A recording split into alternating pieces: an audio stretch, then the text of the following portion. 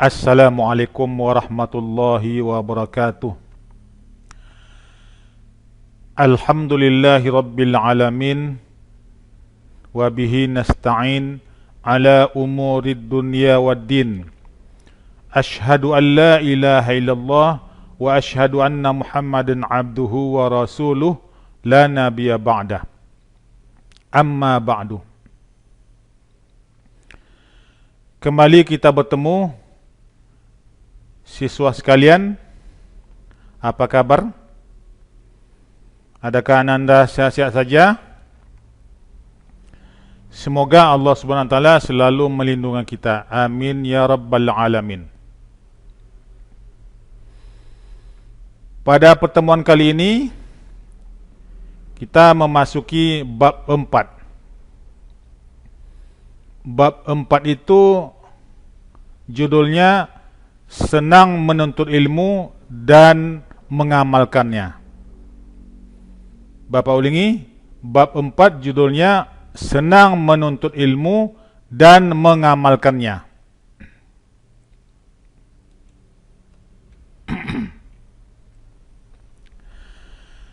Dengan materi utama,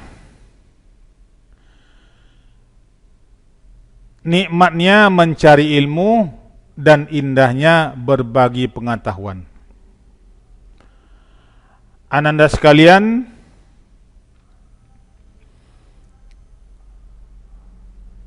apakah memang menuntut ilmu itu nikmat? Apa indikator nikmat?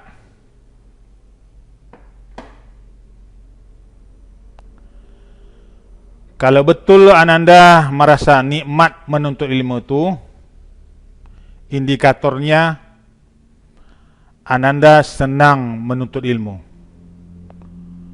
Ananda mendatangi tempat-tempat menuntut ilmu. Itulah indikator nikmatnya menuntut ilmu.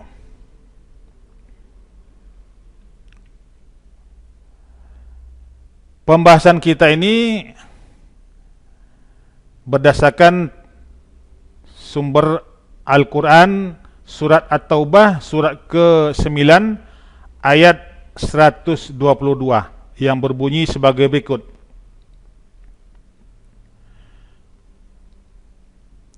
A'udzu billahi minasyaitonir rajim. Bismillahirrahmanirrahim.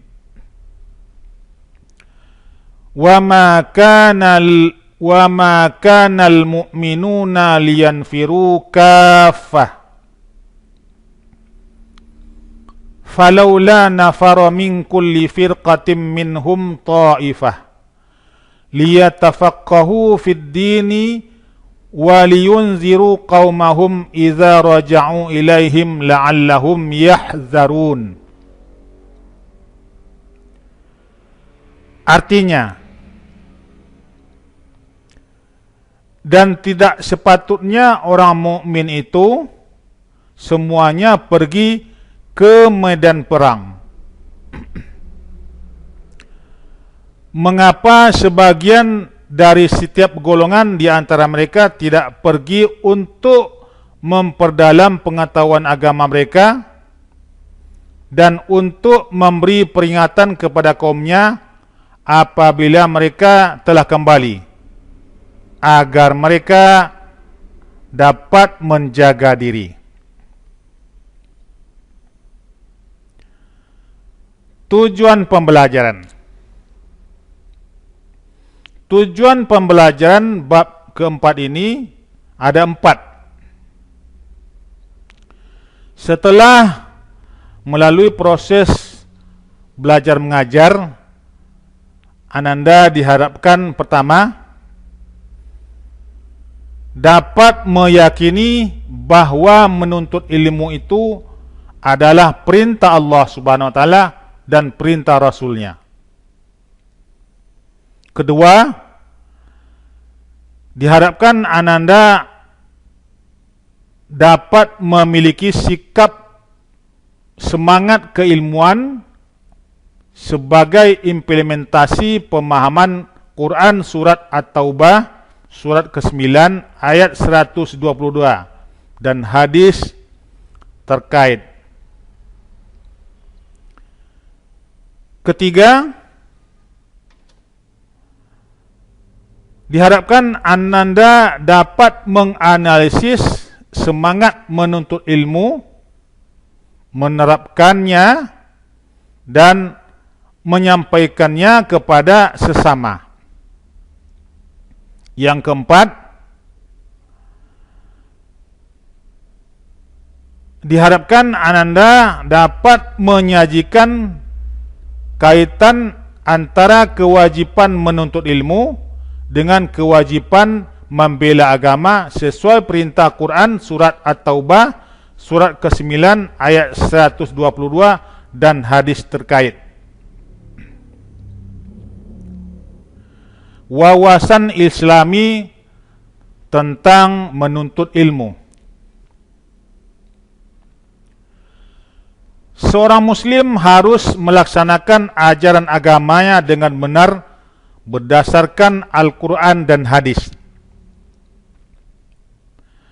Bagi seorang muslim tidaklah cukup hanya dengan menyatakan keislaman saja tanpa berusaha untuk memahami Islam dan mengamalkannya.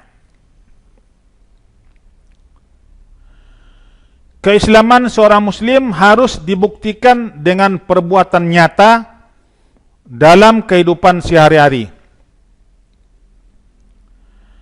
Oleh karena itu, solusi untuk memahami Islam adalah dengan menuntut ilmu.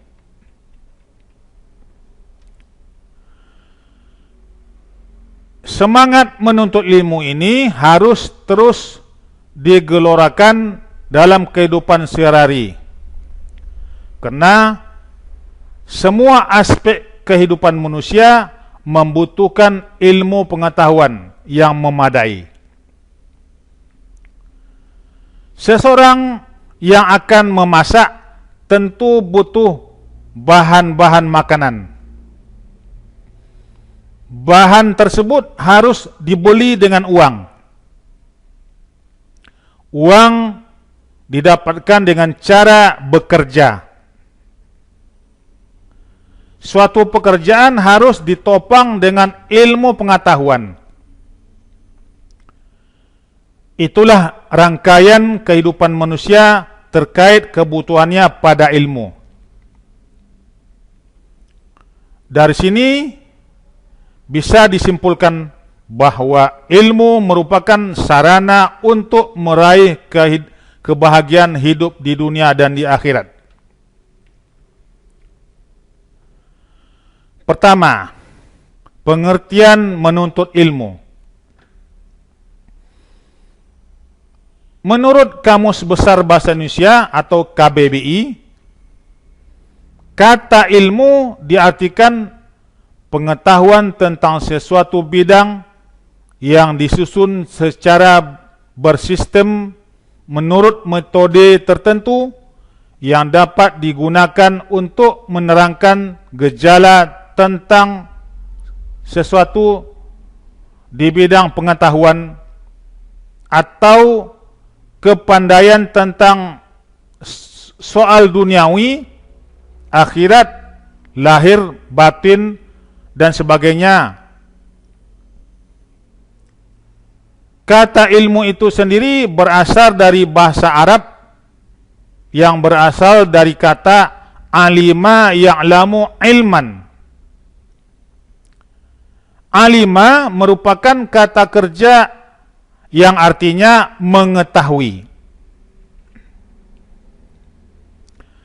Selanjutnya, Profesor Quraish Shihab dalam buku menyingkap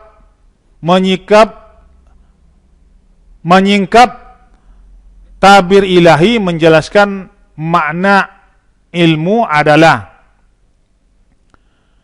suatu pengenalan yang sangat jelas terhadap suatu objek. Artinya adalah bahwa sesuatu yang digambarkan tersebut sangat jelas sehingga tidak menimbulkan keraguan. Sebagian ulama menjelaskan bahwa ilmu secara istilah adalah ma'rifat atau pengetahuan sebagai lawan dari al-jahl atau ketidaktahuan. Menurut ulama lain, ilmu itu lebih jelas dari apa yang diketahui tentang segala sesuatunya. Ilmu yang dimaksud adalah ilmu syar'i,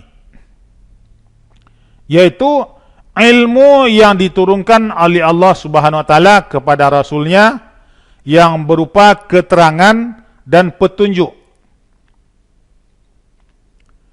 Ilmu syar'i dan non syar'i yang berbasis alam jagat raya dan fenomena sosial juga wajib dipelajari,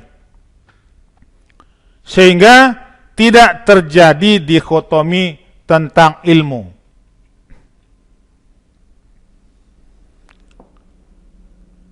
Oleh karena itu,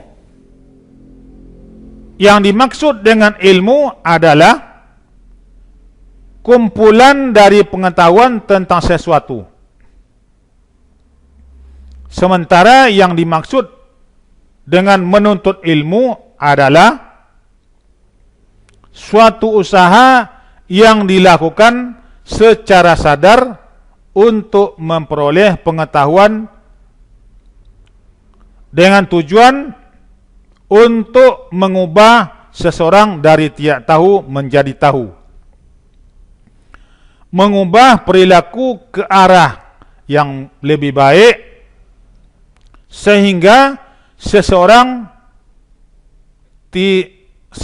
tersebut memiliki kecakapan bukan hanya bersifat intelektual, melainkan juga yang bersifat sosial dan religius. Karena pada dasarnya dengan memiliki pengetahuan atau ilmu menjadikan seseorang mendapatkan jalan untuk mendapatkan kebenaran. Kedua, klasifikasi ilmu dilihat dari hukum mempelajarinya. Ilmu itu dapat dibagi menjadi dua. Pertama, ilmu fardu ain. Ilmu fardu ain merupakan ilmu yang wajib dipelajari oleh setiap muslim. Biasanya disebut dengan ilmu agama. Ada 3 unsur utama dari agama, yaitu akidah, syariah, dan akhlak. Seorang muslim wajib mengetahui ilmu yang berkaitan dengan rukun iman, rukun Islam, sehingga seorang muslim mampu memahami dan melaksanakan amalan yang benar dalam kehidupan sehari-hari, baik yang terkait dengan Allah Subhanahu wa taala maupun yang terkait dengan manusia dan lingkungan.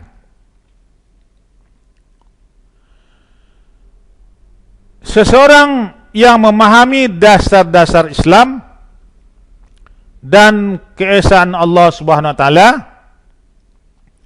esensi dan sifat-sifatnya atau tauhid, akan terhindar dari perilaku syirik. Seseorang yang mengerti dan memahami ilmu Al-Quran akan mudah baginya membaca Al-Quran sesuai dengan kaidah tajwid, memahami arti dan kandungan isinya, Demikian pula seseorang yang mengenal Nabi Muhammad sallallahu alaihi wasallam, sunnah dan kehidupannya akan menjadikan Rasulullah sallallahu alaihi wasallam sebagai suri tauladan dalam kehidupannya. Kedua, ilmu fardu kifayah. Jenis ilmu fardu kifayah adalah ilmu yang apabila sudah ada dari sebagian muslim mempelajarinya, maka sudah gugur kewajiban muslim lainnya. Di antaranya ilmu yang dibutuhkan manusia untuk urusan dunia, yaitu ilmu yang merujuk kepada ilmu-ilmu sains yang diperoleh melalui pengalaman, pengamatan, dan penelitian, seperti kedokteran, fisika, kimia, biologi, astronomi, geografi, antropologi, sosiologi, matematika, pertanian, ekonomi, dan lain sebagainya. Dari sudut pandang manusia, dua jenis ilmu tersebut, baik yang fardu ain maupun fardu kifayah, harus diperoleh melalui perbuatan secara sadar. Karena tidak ada ilmu yang bermanfaat tanpa amal yang lahir dari ilmu tersebut. Tidak ada amal yang bermakna tanpa ilmu. Ilmu-ilmu yang bersifat fardu ain menjadi dasar atau asas utama untuk ilmu-ilmu yang bersifat fardu kifayah. Karena tugas ilmu yang bersifat fardu ain adalah menuntun manusia yang menuntut ilmu tersebut yang bersifat fardu kifayah agar tetap menjadi seorang muslim yang baik. Semua ilmu-ilmu yang kita pelajari atau kita tuntut itu untuk tetap tegaknya syariat Islam. Sampai di sini dulu materi kita, lain kali kita sambung insyaallah. Terima kasih atas perhatiannya. Jazakumullahu khairan katsira. Wabillahi taufik wal hidayah. Wassalamualaikum warahmatullahi wabarakatuh.